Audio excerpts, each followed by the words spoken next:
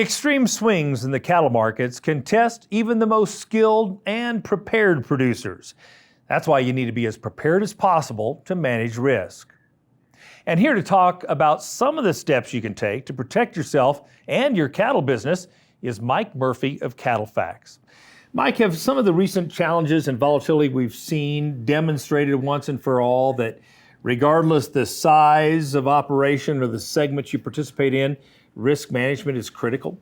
I think it is, Kevin. I mean, the dollars per head that's invested today, if we're talking about $1,800 calves, $2,300 feeder cattle, $3,000 bred cows on the top end, there's so much invested today that we got to make sure that we're protecting that balance sheet, if you will. And so, yes, we've always lived in a volatile world, and we know that. But as we get higher and higher values, there's certainly those opportunities that we got to protect that equity in those cattle, for sure. So tell us about some of the financial tools you talk to customers about in terms of how they might manage and hedge their risk. Well, that's the great thing today is there's a lot more tools available. There's the traditional, when we think about the futures and the options markets that we've always utilized. Sure. And that's something I think that the cow-calf industry has never gotten really comfortable with. But certainly when we look at the margin business, whether that's a cattle feeder or stock griper, they certainly have a lot more comfort level there. The great thing though today is when we start to look at like livestock risk protection, and that's something that is a great product because it's something from a cattle-calf perspective that you can define down to the number of head you have specifically. So whether you're on 45 or 4,500, you can buy those policies that kind of fit your needs. The second good thing about that is that's a policy that you don't have to actually pay your payment until the very end. And so that's a big positive because it's not that out-of-pocket expense where we know in the cow-calf sector, cash flow is something that's more of a challenge for those producers. You bet.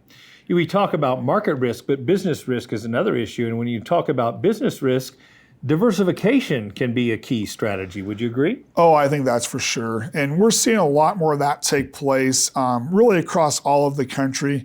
As we think about the western part of the United States or the southern part of the United States, a lot more hunting taking place on these ranching operations. You've seen some of these operations turn into some dude ranches where they kind of have that on the side gig.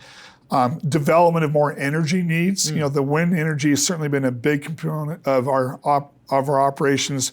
And all that dies back to is we're just trying to generate more revenue for those businesses because as we know, as we think about the late 2000 and teens and into the early part of this decade, the cow-calf margins were pretty thin. And so folks were forced to kind of go look to try to diversify their operations to generate that income because really they want to be in the cow-calf business. They want to be in the beef industry, but it's a hard industry to be in. And so having that opportunity where they can diversify makes them more sustainable longer term. Yeah.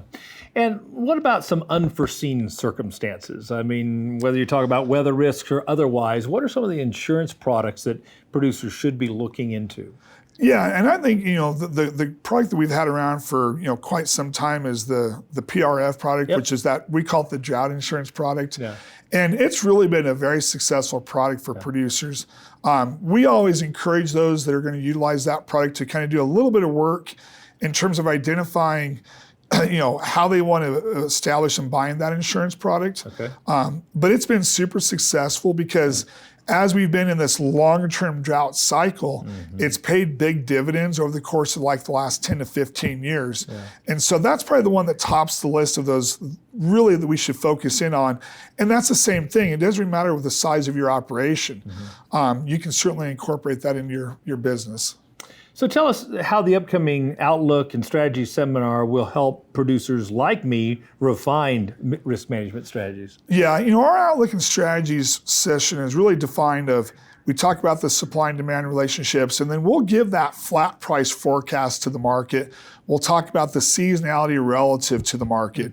But we'll have a separate section that will be very specific to risk management and those strategies behind it.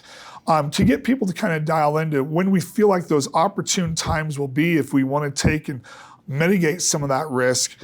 And that's really what sets that session, I think, apart is normally when you find one of the CattleFax staff out there speaking, they're just kind of giving that flat price outlook. But those can change, right? I mean, we see some of the things going on like in the Middle East and the conflict there. and what that might mean to us from like an energy perspective. So having some of that real specific strategy is a good thing to have in place. Yeah.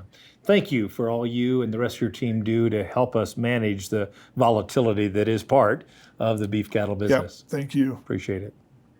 Now, if you're looking for top-notch beef industry research, information, and analysis, then visit the website CattleFax.com. While you're there, you can sign up for their Outlook and Strategy seminar that'll be held on December 3rd.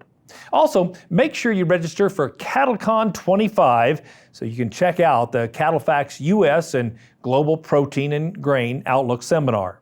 You can get all the details on how to attend at the website convention.ncba.org. Be sure to use the promo code C2C CattleCon 25 to get $50 off your registration.